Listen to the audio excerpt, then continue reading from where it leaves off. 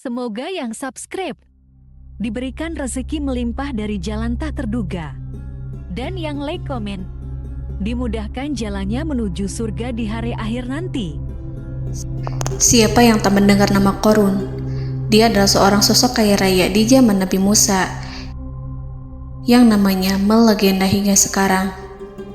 Kisahnya diabadikan dalam Al-Quran, bahkan menjadi peribahasa atau ungkapan di masyarakat guna menggambarkan seseorang yang mirip dengan tabiatnya atau menisbatkan harta yang ditemukan terpendam dalam tanah sebagai harta Qorun.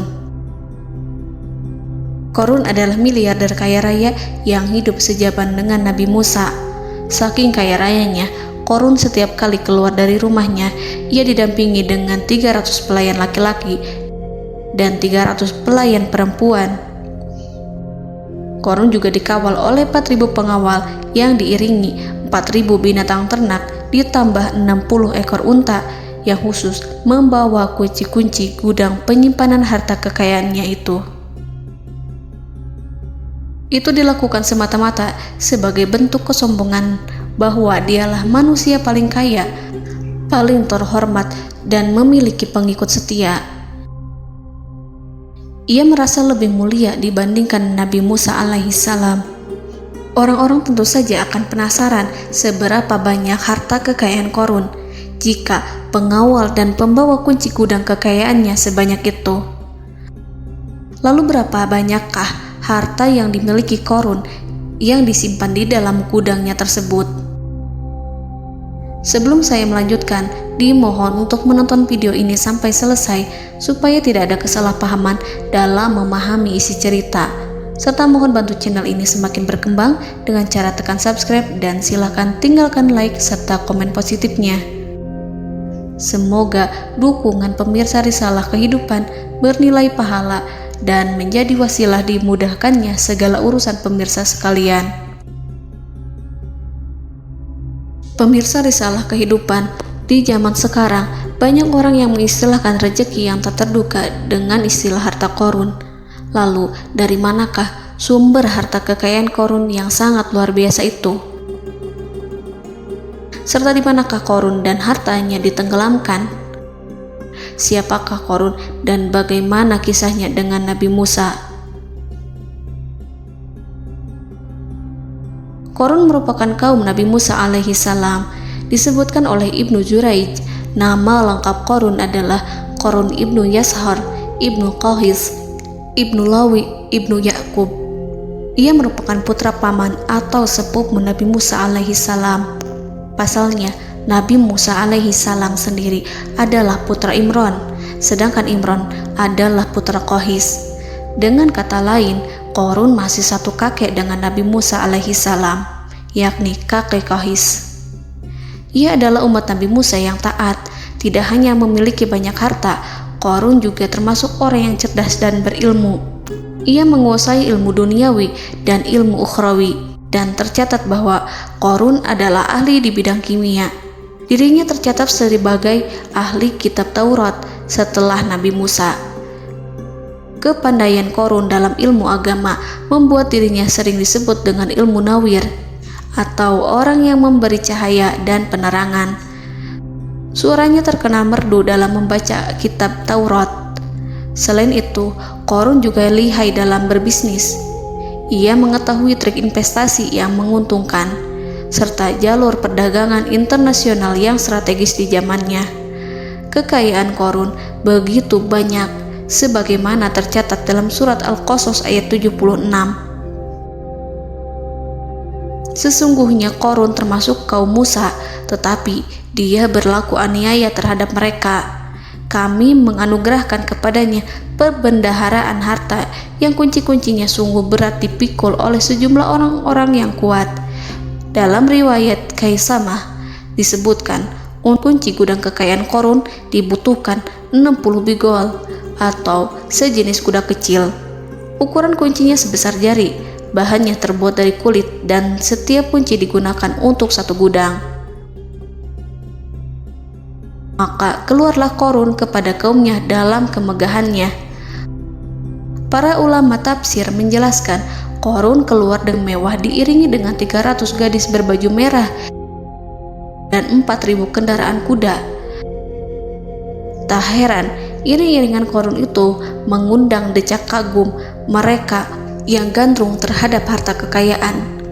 Sebagaimana yang terekam dalam ayat Al-Quran, moga-moga kiranya kita mempunyai seperti apa yang telah diberikan kepada Korun. Sesungguhnya ia benar-benar mempunyai keberuntungan yang besar. Quran Surat Al-Qasas ayat 79. Namun tak sedikit kaumnya yang mengingatkan. Ingatlah ketika kaumnya berkata kepadanya, janganlah engkau terlalu bangga, sesungguhnya Allah tidak menyukai orang-orang yang terlalu membanggakan diri atau farihin. Ulama menafsirkan istilah farihin di sana juga berarti takabur, zolim, berbuat kerusakan, arogan, dan tak mau bersyukur terhadap nikmat. Korun dikisahkan memiliki ribuan kuda yang berisikan emas dan perak.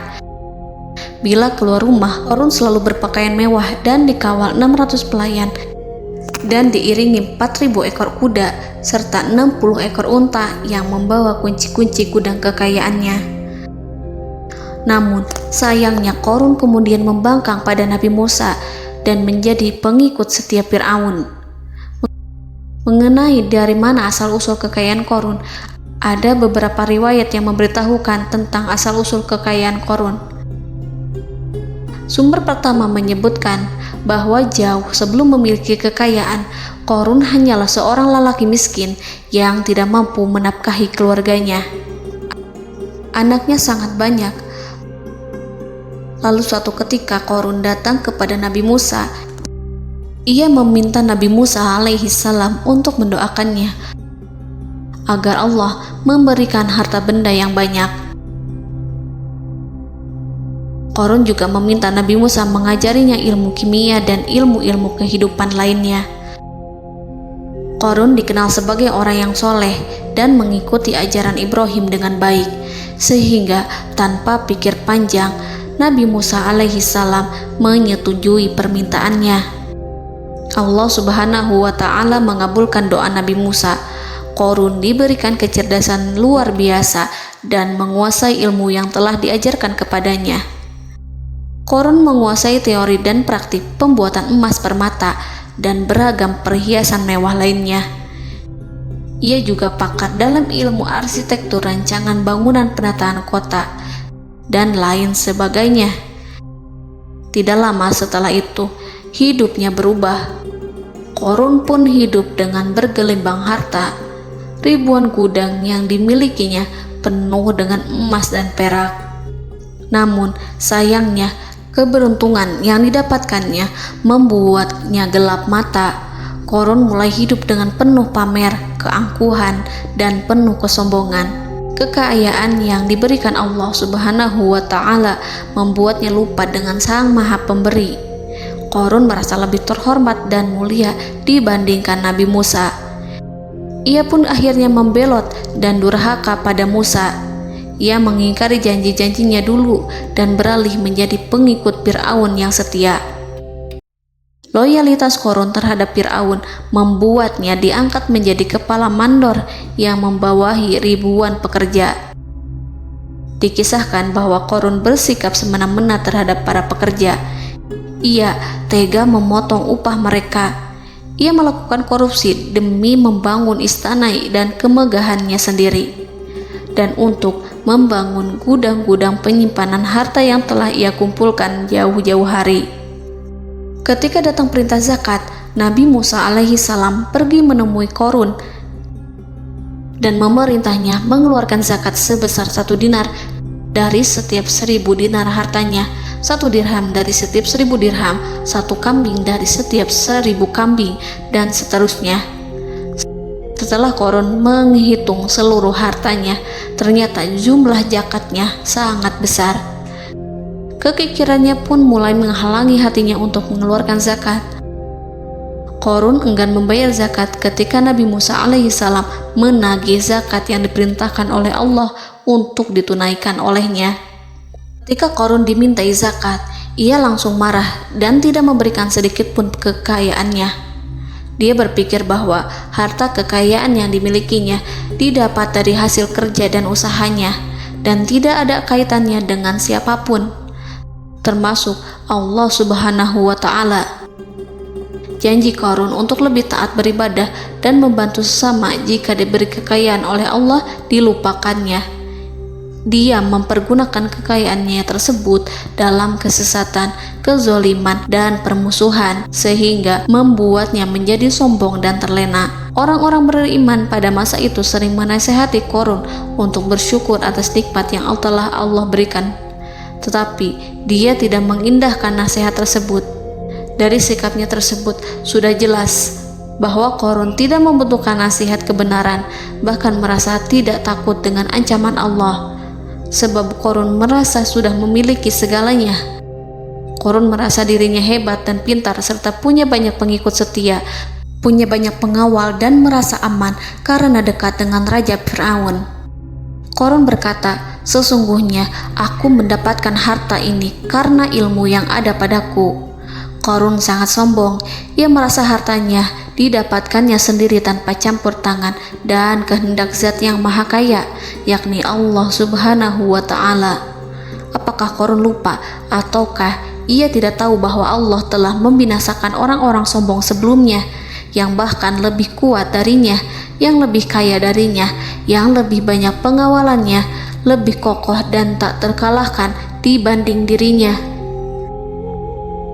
Karena terdorong sifat kikir dan angkuh, maka Qarun membuat rencana untuk melakukan tipu daya agar dia terlepas dari kewajiban membayar zakat. Dia ingin menjatuhkan nama baik dan citra baik Nabi Musa. Kemudian dia mengumpulkan tokoh-tokoh konglomerat Bani Israel. Ia berkata kepada mereka, "Wahai saudara-saudaraku, terhadap apa yang diperintahkan Musa untuk membayar zakat, apakah kalian akan mematuhinya? Sekarang dia hendak mengambil harta yang ada di tangan kalian, maka pikirkanlah suatu cara untuk menghindari perintahnya."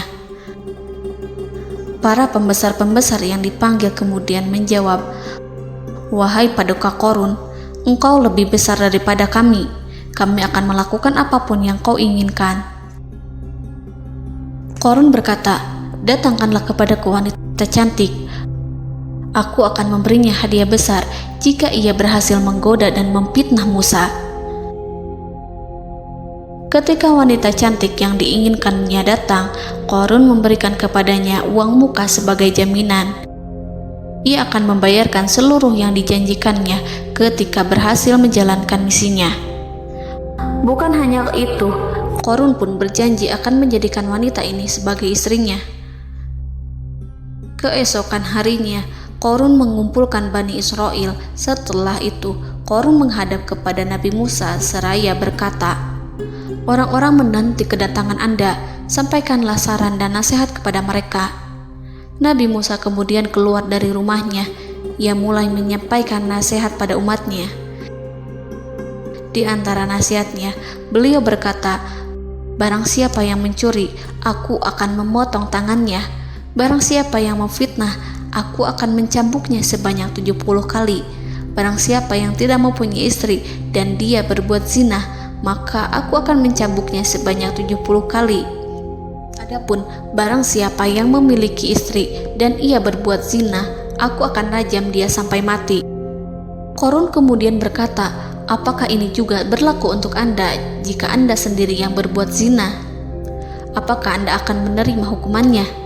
Kemudian Nabi Musa menjawab, "Ya, meskipun saya sendiri yang melakukannya." Maka kemudian Qarun memanggil wanita yang telah dibayarnya. Wanita itu berdiri di depan Nabi Musa dan Bani Israel yang telah berkumpul, mengaku sedang hamil karena berhubungan badan dengan Nabi Musa. Maka marahlah Nabi Musa atas fitnah kejam yang diarahkan kepadanya. Kemudian Nabi Musa melakukan sholat 2 rakaat, lalu mendatangi wanita itu dan menyumpahnya agar mengatakan siapa yang menyuruhnya. Wanita itu menjadi ketakutan. Ia bergemetar di depan Nabi Musa dan mengaku bahwa yang menyuruhnya adalah Qarun. Lalu wanita itu bertaubat dan meminta maaf kepada Nabi Musa. Seketika Nabi Musa bersujud seraya berdoa kepada Allah agar menimpakan azab kepada Qarun. Allah memberi wahyu kepada Musa bahwa bumi telah dijadikan tunduk kepada perintah Nabi Musa. Kemudian Nabi Musa berkata kepada bumi, "Wahai bumi, telanlah Qarun beserta kekayaannya, habiskanlah semua." Kala itu Allah menurunkan wahyu kepada Musa alaihissalam untuk memerintah bumi apapun yang diinginkannya. Begitu Nabi Musa alaihissalam datang dengan wajah sangat marah, barulah Qarun merajuk, "Wahai Musa, sayangilah aku." Sementara Nabi Musa alaihissalam tak bergeming. Beliau lantas berkata pada bumi, "Wahai bumi, ambillah mereka." Seketika rumah Qarun mulai bergetar. Qarun dan antek-anteknya mulai dibenamkan hingga bagian lututnya. Rumahnya ikut turun sedalam lutut. Qarun kembali merajuk, "Sayangilah aku Musa." Rumahnya kembali berguncang. Kini Qarun dan kawan-kawannya kembali terbenam hingga pusar. Demikian pula rumahnya. Qarun terus merajuk, "Wahai Musa, sayangilah aku." Sementara Nabi Musa alaihissalam kembali meminta bumi, "Wahai bumi, ambillah mereka." Rumah Qarun berguncang lagi, sementara Qarun dan kawan-kawannya terus terbenam hingga bagian tenggorokannya. Demikian pula rumahnya. Qarun lagi-lagi menjerit, "Wahai Musa, sayangilah aku." Namun Nabi Musa alaihissalam tak bergeming. Beliau terus meminta bumi menelannya, hingga akhirnya Qarun dan kawan-kawannya hilang seluruhnya ditelan bumi. Tak lama setelah itu Allah berkata, "Wahai Musa, apa yang membuatmu bersikap demikian? Padahal demi kemuliaanku, andai dia Qarun berdoa kepadaku, niscaya aku akan rahmati. Maka kami benamkan dia beserta rumahnya ke dalam bumi, maka tidak ada baginya satu golongan pun yang akan menolongnya selain Allah. Dan dia tidak termasuk orang-orang yang dapat membela diri." Quran Surat Al-Qasas ayat 81. Lalu di manakah lokasi ditenggelamkannya Qarun beserta harta bendanya? Konon berdasarkan kepercayaan beberapa masyarakat setempat, Qarun ditenggelamkan di sekitar sungai atau danau Moris yang terkenal di kota Payom, negara Mesir. Qarun konon mendirikan istana dan di tempat itu pula ia ditenggelamkan. Dahulu, Qarun berkeinginan membangun sebuah istana, namun tidak diizinkan oleh Fir'aun jika istana itu dibangun di samping istana Fir'aun. Terlebih, Qarun juga tidak ingin membangun istana di tengah pemukiman Bani Israel yang terletak di tanah Jasan. Fir'aun pun memberikan tanah di wilayah Fayom. Kemudian di tepi sungai Payom inilah Qarun membangun istananya yang megah, dan di dalamnya ia membangun Al-Khunuj, gudang penyimpanan harta berisi emas dan perak. Salah satu bukti arkeologis yang dapat dijumpai di lokasi tersebut adalah runtuhan bangunan yang diduga sebagai tempat tinggal Qarun yang berjarak sekitar 2 km dari Danau Qarun. Menurut beberapa sumber, bangunan yang masih berdiri kokoh tersebut adalah benteng yang dibangun oleh Qarun. Namun ada juga yang mengatakan bahwa bangunan tersebut adalah tempat tinggalnya. Wallahu a'lam. Semoga kita semua dijadikan orang yang Allah mampukan menjadi orang kaya namun tidak seperti Qarun,